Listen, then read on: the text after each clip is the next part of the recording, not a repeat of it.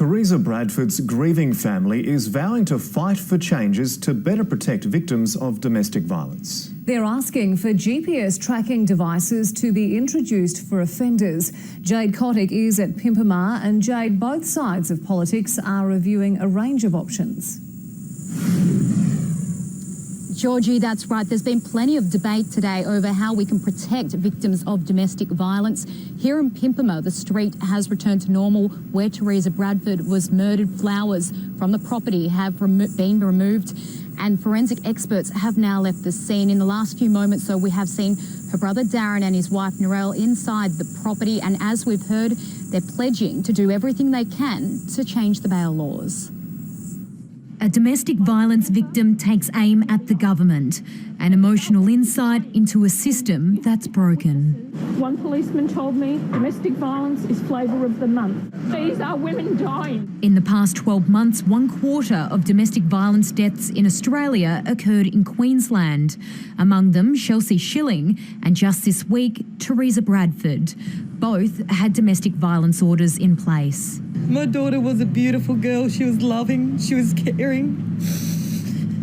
And we don't need another person to live the life that I have to live. Teresa was loved by a lot of people and didn't deserve this. The bail system is now under review. We are going to look very closely, and if there needs to be a shake-up, there will be a shake-up. We know what happens when Labor get reviews and reports. They gather dust in George Street and no action gets taken. Both sides of government agree reform is needed. Also under consideration, GPS tracking devices for offenders, but not everyone thinks it will work. The perpetrators are emotionally charged and therefore are not making rational decisions.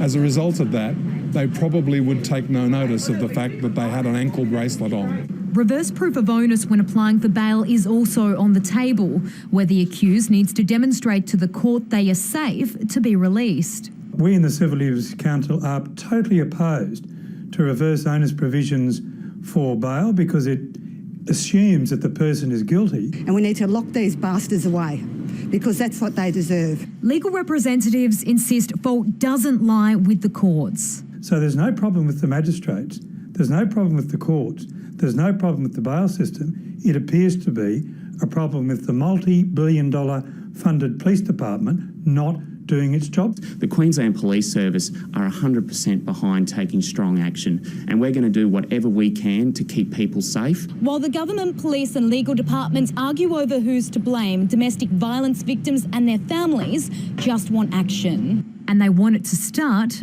before another life is lost.